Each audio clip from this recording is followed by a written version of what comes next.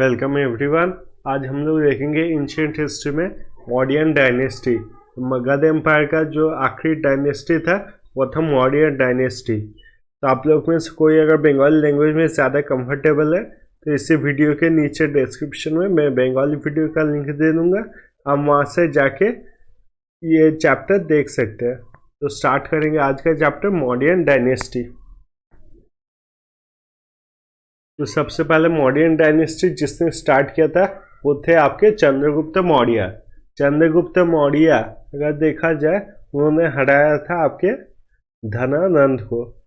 धनानंद और वो थे आपके नंदा डायनेस्टी।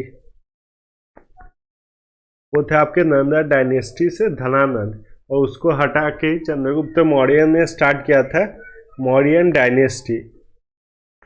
जो चंद्रगुप्त मौर्य है उनको जो सब कुछ एजुकेशन दिया था, फिर आपके राजतंत्र सब कुछ सिखाया था कौटिल्य ने। कौटिल्य कौन था? चाणक्य का दूसरा नाम था कौटिल्य।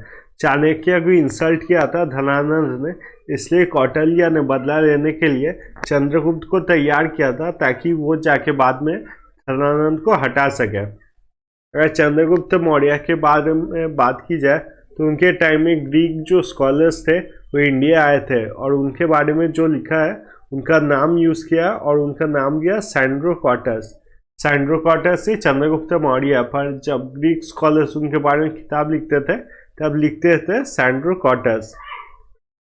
कुछ स्कॉलर्स की अगर बात की जाए तो कुछ स्कॉलर्स ने ये भी कहा है कि अलेक्जेंडर द ग्रेट और चंद्रगुप्त मौर्य इन दोनों में भेंट हुआ था और ये दोनों में आपस में बातचीत भी किया था। अगर आपको आगे का चैप्टर याद है तो धनानंद जब राजा था उस टाइम में इंडिया पे अटैक किया था अलेक्जेंडर द ग्रेट ने। अलेक्जेंडर ने जब इंडिया पे आक्रमण किया था तब ये बात हुआ था कि चंद्रगुप्त गए थे अलेक्जेंडर के पास और बोला था कि मगध में जब आप फाइट करेंगे धनानंद के साथ तब मैं आपको सपोर्ट करूँगा। बट अलेक्जेंडर कभी आगे नहीं आए, मगध तक नहीं पहुँचे और ये बात भी आगे नहीं बढ़ी थी। हालांकि अलेक्जेंडर पूरा भारत तो नहीं जीत पाए थे, पर भारत का बहुत सारा हिस्सा उन्होंने जीत लिया था। इसलिए जब भारत से वो वापस जा रहे थे तो अपना सारा जो जीता हुआ हिस्सा वो सब अपने एक आर्मी जनरल जिसका नाम है सेलेकस निकेटर तो वो दे दिया था। उनको कहा था ये सब जगह जो है इन सब का ध्यान रखना आप। अगर उसके बाद देखा जाए इतिहास बदला, फिर नंद डायनेस्टी को ख़त्म करके चंद्रगुप्त मौर्य अब राजा बन चुका था। चंद्रगुप्त मौर्य जब राजा बन चुका था तब उसको चैलेंज करने वाला था सेलेकस निकेटर, क्योंकि सेलेकस निकेटर एक बाहर का राजा था। तो ये चंद्रगुप्त मौर्य के लिए कभी भी अच्छा नहीं था कि सेलेकस निकेटर इंडिया में रहे। इसलिए चंद्रगुप्त मौर्य और सेलेकस निकेटर के बीच में लड़ाई हो गई थी और इस लड़ाई में सेलेकस निकेटर हार गए थे। सेलेकस निकेटर जब हार गए थे उनको काफ़ी अपना जगह देना पड़ा था चंद्रगुप्त मौर्य को, जिनमें से आर्शोसिया, गेड्रोसिया और पैरमपोडेसिया ये सब जगह उनको देना पड़ा था चंद्रगुप्त मौर्य को, ताकि उनसे सेलेकस निकेटर की कोई लड़ाई ना हो। सेलेकस निकेटर ने अपनी दोस्ती बढ़ाने के लिए चंद्रगुप्त मौर्य के कोर्ट में एक एम्बेसडर को भी भेजा था जिसका नाम था आपका मेगास्थनीस। और मेगास्थनीस ने चंद्रगुप्त मौर्य के कोर्ट में रहे थे और उनके बारे में किताब लिखा था जिनके बारे में हम चंद्रगुप्त मौर्य के बारे में जान सके। अगर चंद्रगुप्त मौर्य के बारे में और देखा जाए तो उन्होंने एक पैलेस बनाया था पाटलिपुत्र में। पाटलिपुत्र जैसे आपको पता ही होगा कि पाटलिपुत्र मगध में था और ये बनाया था आपके उदयन ने। तो यहाँ पर उस पैलेस बनाया था और ये सबसे बड़ा पैलेस था उस टाइम पे। इस पैलेस की अगर बात की जाए तो इस पैलेस में 80 पिलर्स थे जो कि सपोर्ट करते थे पूरे जो राजमहल है। पूरा जो राजमहल है उसको सपोर्ट करते थे 80 पिलर्स। अगर पैलेस का स्ट्रक्चर देखा जाए तो पैलेस में आपके 80 पिलर्स थे और जो ऊपर का छत था वो वुड से बना हुआ था, और जो नीचे भी सरफेस बनाया गया था वो भी आपके वुड से बनाया गया था। खाली बीच में जो ये पिलर्स बने थे जो कि 80 नंबर में थे वो सब बनाए गए थे आपके पत्थरों से। यही देखेंगे, pillars were made of stones and the floor and terrace were made of would. अगर उनके आखिरी जीवन की तरफ देखा जाए तो उन्होंने आखिरी जीवन में अपने जैनिज्म को अडॉप्ट कर लिया था और इसके बाद वो गए थे श्रवण बेलगोला विद भद्रबाहु। भद्रबाहु कौन थे? तो जैनिज्म के एक महान पंडित थे आगे भद्रबाहु, और वो श्रवण बेलगोला क्यों गए थे? चंद्रगुप्त मौर्य टू प्रैक्टिस सल्ले खाना। ये सल्ले खाना क्या होता है? ये जैनिज्म में एक प्रैक्टिस होता है जिसमें आप खाना छोड़ देते हो ताकि आस्ते आस्ते आप अपने शरीर को त्याग कर सको। यही होता है आपका सल्ले खाना, और यही चीज प्रैक्टिस करने के लिए वो गए थे श्रवण बेलगोला। उसके बाद आए थे उनके बेटे बिंदुसार। बिंदुसार के बारे में अगर बात की जाए तो बिंदुसार राजा थे 297 से 273 बीसी तक। बिंदुसार की अगर बात की जाए तो बिंदुसार को ग्रीक स्कॉलर्स जो होते थे वो कहते थे एमिथ्रोचेटस। तो ग्रीक स्कॉलर्स जितने भी होते थे वो कहते थे उनको एमिथ्रोचेटस, और उनके पिताजी जो है उन्हें कहा जाता था सैंड्रोकोटस। सैंड्रोकोटस।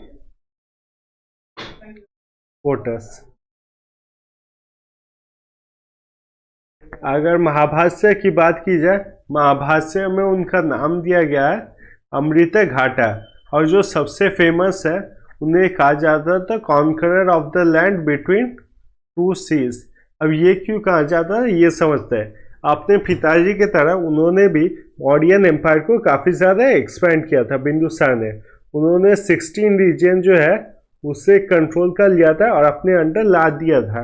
इसमें सबसे ज़्यादा इम्पोर्टेंट है आपका साउथ इंडिया का रीजन। साउथ इंडिया में ज़्यादातर रीजन उन्होंने अपने पास ले लिया था और साउथ ऑफ कर्नाटक तक कवर कर लिया था।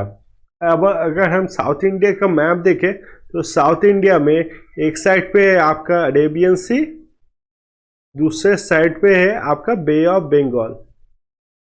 तो इससे आप समझ सकते हैं लैंड मतलब South India between two seas, मतलब अरेबियन सी और आपका बे ऑफ बंगाल। बिंदुसार के कैसे रिलेशन थे विद द फॉरेन रूलर्स? अगर एंटियोचस की बात की जाए जो कि आपके सीरिया के राजा थे, तो उन्होंने एक राजदूत भेजा था जिसका नाम था डेमाइचस। और किंग प्टोलेमी की अगर बात की जाए, किंग प्टोलेमी फिलेडेल्फस जो कि इजिप्ट के राजा थे, उन्होंने भी अपना राजदूत भेजा था जो कि थे आपके Dionysius, the ambassador to Bindusara court. तो आप समझ सकते हैं जब भी कोई राजदूत भेजा जाता है, जैसे पहले हम लोग ने पढ़ा था मेगास्थनीस ने भेजा है, और यहाँ पर हम लोग पढ़ रहे डेमाइचस और डायनोसियस को भेजा जाता है। एक राजा जब दूसरे राजा को राजदूत भेजता है तब यह नॉर्मल चीज़ है कि सभी राजाओं में जो रिलेशन, उन दोनों राजाओं में जो रिलेशन है वो काफ़ी अच्छा है और वो काफ़ी ज़्यादा स्ट्रॉन्ग है। फिर उसके बाद पढ़ेंगे अशोका के बारे में। अशोका के बारे में अगर बात की जाए तो बिंदुसार के कई सारे बेटे थे। अब बिंदुसार के जितने बेटे थे उनमें से वो नहीं चाहते थे कि अशोका कभी भी राजा बन जाए, कि अशोका जो थे, अशोका सांवले रंग के थे और देखने में भी इतने अच्छे नहीं थे। तो वो कभी नहीं चाहते थे कि कोई मगध का राजा हो जो देखने में राजा की तरह ना हो, इसलिए वो अपने बेटे जो है सुसीमा उसको सबसे ज़्यादा सपोर्ट करते थे। उन पर अशोका को ये पता था कि उनके पिताजी उनको सपोर्ट नहीं करते थे और बचपन से ही वो किसी पे भरोसा नहीं करते थे। तो वो आस्ते आस्ते बचपन से ही राजतंत्र सीखने लगे और काफ़ी इम्पोर्टेंट जगहों के हैं जो वायसरॉय बन गए थे वो बचपन में, जैसे आपका तक्षशिला और उज्जैन। तो आप समझ रहे इतने बड़े जगह को जब वो कंट्रोल करते हैं जैसे आपका तक्षशिला और उज्जैन, तो तक्षशिला और उज्जैन कंट्रोल करने में उतना कितना ज़्यादा डिफिकल्टी होता है, क्योंकि जितना बड़ा जगह होगा उतने ज़्यादा रिफोल्ट होंगे। तो ये सब रिफोल्ट भी जो है वो सब भी कंट्रोल किया था अशोक ने। तो जितने मंत्री हैं उनको अशोक के बारे में पता चला कि वो मतलब राजतंत्र में भी बहुत आगे हैं और लड़ाई में भी बहुत आगे है। इसलिए मगध एम्पायर के अच्छे के लिए जितने मंत्री है वो सब चाहते थे कि अशोका को राजा बना दिया जाए। और अशोका को राजा बनाने के लिए मेनली जिसने सपोर्ट किया था उसका नाम था आपका राधा गुप्ता। अब जब बिंदुसार चल बसे थे तब अगला राजा कौन बनेगा इसके लिए सभी भाइयों के बीच में लड़ाई हो गई थी। लड़ाई मेनली इसीलिए थी कि अशोका को राजा बनने ना दिया जाए, पर आखिरकार अशोका राजा बन गए थे। और 4 साल के लड़ाई के बाद, बिंदुसार के जाने की 4 साल के लड़ाई के बाद वो खुद को अशोका सम्राट कह सकते थे। फिर देखेंगे डिफरेंट नेम्स ऑफ अशोका। जैसा हम लोग को सबको ही पता है कि उनका पूरा नाम जो है वो है अशोका द ग्रेट, मतलब पूरा नाम तो नहीं है, उनको कहा जाता है अशोका द ग्रेट। तो उन्होंने काफ़ी ज़्यादा काम किए थे, इसके लिए उनका नाम जो है काफ़ी किताबों में आपको मिलेगा। अब काफ़ी किताबों में जो उसको उनके नाम दिए गए वो अलग अलग नाम यूज़ किए गए हैं। जैसे एक है आपका बुद्ध क्यासा या फिर अशोका, जो कि आपको मस्की एडिक्ट में मिलेगा। फिर दूसरा नाम है आपका देवनम प्रिया। देवनम प्रिया अगर देखा जाए तो भी उनका दूसरा नाम है और ये वेरी वेरी इंपॉर्टेंट है। काफ़ी बार एग्ज़ाम में आपका देवनम प्रिया नाम जो है और प्रियदासी काफ़ी एग्ज़ामों में आता है। फिर है आपका धर्मशोका। धर्मशोका की अगर बात की जाए तो ये है आपका सारनाथ स्क्रिप्ट। तो सारनाथ के जो स्क्रिप्ट है उसमें उनका नाम जो लिखा हुआ है वो है आपका धर्मशोका। फिर देखेंगे he had a love marriage with Mahadevi. Mahadevi के साथ उनका लव मैरिज था। और महादेवी कौन थी? Daughter of a merchant of Vidisha. तो विदिशा के एक मर्चेंट की डॉटर थी महादेवी और उन्हीं के साथ उनकी लव मैरिज हुई थी। उनका एम्पायर का एक्सपेंशन अगर देखा जाए तो उनका एम्पायर का एक्सपेंशन था आपका हिंदू कुश टू बंगाल, और फिर एक्सपेंशन अगर देखा जाए नॉर्थ टू साउथ तो फिर था कश्मीर टू कर्नाटक। मतलब मगध एम्पायर का जो सबसे बड़ा एक्सपेंशन था या फिर मगध एम्पायर जिसके अंडर सबसे ज़्यादा एक्सपेंड हुआ था वो थे आपके अशोका। उनके कॉन्टेम्पररीज के बारे में अगर देखा जाए मतलब उनके समयकालीन जो थे तो कहाँ के राजा थे? एंटीचस। एंटीचस कहाँ के राजा थे? वो थे सीरिया के राजा। फिर आते हैं आपके एंटियोगोनस पे। एंटियोगोनस की अगर बात की जाए तो फिर वो थे मैसिडोनिया के राजा। फिर आते हैं आपके मगस। मगस की अगर बात की जाए तो फिर वो थे आपके लिबिया के राजा। और अलेक्जेंडर थे आपके एपाइडस के राजा। 3 डिफरेंट राजा थे जो कि आपके कॉन्टेम्पररीज थे ऑफ किंग अशोका। उनके नाम हम लोग को कहाँ से पता चला? तो उनके नाम हम लोग को पता चला आपके 13 रॉक एडिक्ट से। तो 13 रॉक एडिक्ट से हम लोग को पता चला है इन सब कॉन्टेम्पररीज के बारे में। रॉक एडिक्ट और पिलर एडिक्ट के बारे में सेपरेट चैप्टर हम लोग करेंगे, पर यहाँ पर सिर्फ एक आपको आइडिया देने के लिए मैं शॉर्ट में बता देता हूँ। अगर अशोका की बात की जाए, अशोका ने रॉक एडिक्ट रखा था और पिलर एडिक्ट रखा था। इन सब में वो अपने मैसेजेस जो है जो वो लोगों को पहुंचाना चाहते हैं या अपने राजतंत्र के बारे में बताना चाहते हैं, ये सब मैसेज वो लिखते थे रॉक एडिक्ट और पिलर एडिक्ट्स में। तो 13 जो रॉक एडिक्ट था उसमें इन कॉन्टेम्पररीज के बारे में लिखा हुआ था। उन्होंने अपॉइंट किया था धर्म महामतस। तो जब अशोका लड़ाई कर रहे थे और एम्पायर को एक्सपैंड कर रहे थे तब उसी लड़ाई में उन्होंने लड़ाई किया था कलिंगा के साथ। तो कलिंगा बहुत बाहुबली देश था और उसने काफ़ी ज़्यादा लड़ाई किया था अशोका के साथ, पर अशोका खुद इतने पावरफुल थे कि वो कभी किसी से हार नहीं मानते थे। तो कलिंगा में बहुत लोगों को मारना पड़ा था ताकि कलिंगा वो जीत पाए। इतना लड़ाई हुआ था कि कलिंगा में एक खून की नदी बन गई थी और उस खून की नदी में अशोका ने अपना चेहरा देखा जो कि पूरा एकदम खून से भरा हुआ है। उनके चेहरे पे पूरा खून लगा हुआ था और फिर अपना वही चेहरा देख के वो पूरा डर गए थे और उनका मन पूरा खराब हो गया था। उनका मन इतना ज़्यादा खराब हो गया था कि उन्होंने कई दिन तक खाना नहीं खाया था। उसके बाद उन्होंने डिसाइड किया था वो कभी फिर लड़ाई नहीं करेंगे और हर तरफ वो शांति रखेंगे। इसके लिए उन्होंने बुद्धिज़्म को अडॉप्ट किया था और बुद्धिज़्म को ताकि पूरे इंडिया में स्प्रेड करा जा सके इसके लिए उन्होंने रखा था धर्म महामतस। धर्मम हमतास का क्या काम था? बुद्धिज्म के बारे में और शांति के बारे में उनके प्रजा जो है, अशोका के जो प्रजा है उनको मैसेज दिया जा सके। और उन्होंने बुद्धिज्म को जो है आउटसाइड इंडिया स्प्रेड करने के लिए क्या किया था? उन्होंने अपने बेटे को महेंद्र और अपने बेटी संघमित्र दोनों को भेजा था आपका श्रीलंका। तो श्रीलंका में भेजा था अपने बेटे महेंद्र और अपने बेटी संघमित्र को। उन्होंने बैन किया था अपने कोर्ट में एनिमल सैक्रिफाइस बैन कर दिया था। हॉस्पिटल्स और सराइस जो है उन्होंने एस्टैब्लिश किया था अपने पूरे एम्पायर में।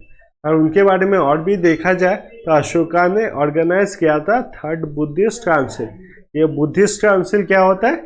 इसमें जितने बुद्ध के ज्ञानी लोग होते हैं, पंडित लोग होते थे, वो एक साथ मिलते थे और बुद्धिज्म के बारे में बातचीत करते थे। यही होता था आपका बुद्धिस्ट काउंसिल। अगर उनका रिलीजियस ट्रैवल के बारे में देखा जाए अशोक के, तो अशोका ने 10th ईयर में ट्रैवल किया था आपके बोध गया में और 20th ईयर में उन्होंने ट्रैवल किया था लुम्बिनी में। तो ये दोनों जगह में उन्होंने ट्रैवल किया था। 10th ईयर में बोध गया और 20th ईयर में किया था उन्होंने ट्रैवल लुम्बिनी में। फिर अशोका के बाद बहुत सारे राजा है, पर किसी ने अटैक नहीं किया था अशोका के किंगडम पे। कि सभी अशोका से इतना ज़्यादा डरते थे और उनको काफ़ी रिस्पेक्ट भी करते थे। तो बाद में जो आखिरी मौर्यन रूलर आया वो था आपका बृहद्रथ, लास्ट मौर्यन रूलर। तो उसको मार दिया था आपके पुष्यमित्र शुंग ने और स्टार्ट हो गया था आपका शुंगा डायनेस्टी। तो इसके अगले चैप्टर में हम लोग देखेंगे ये मौर्यन डायनेस्टी जो था, ये मौर्यन एडमिनिस्ट्रेशन कैसा था, मतलब राज्य कैसे चलाए जाते थे लोगों के बीच में और लोगों का क्या बिलीफ था, ये मौर्यन एडमिनिस्ट्रेशन में देखेंगे। इसके बाद हम लोग देखेंगे रॉक और पिलर एडिक्ट। जो ये रॉक एंड पिलर एडिक्ट था जिससे अशोका अपने मैसेजेस को पूरे एम्पायर में स्प्रेड करना चाहते थे, इनसे क्या इफेक्ट पड़ा था और ये क्या थे। इसके बाद हम लोग करेंगे एमसीक्यू, ताकि ये मौर्यन डायनेस्टी जो है ये हम लोग को क्लियर हो सके और अगर कोई भी क्वेश्चन आए गवर्नमेंट एग्जाम में तो हम उन लोग का आसानी से आंसर दे सके। उसके बाद स्टार्ट करेंगे हम लोग शुंगा डायनेस्टी यहाँ पर। तो थैंक यू सो मच ये वीडियो देखने के लिए। अगर आप लोग को ये वीडियो अच्छा लगा काइंडली चैनल को सब्सक्राइब कीजिए, इससे मुझे काफ़ी ज़्यादा सपोर्ट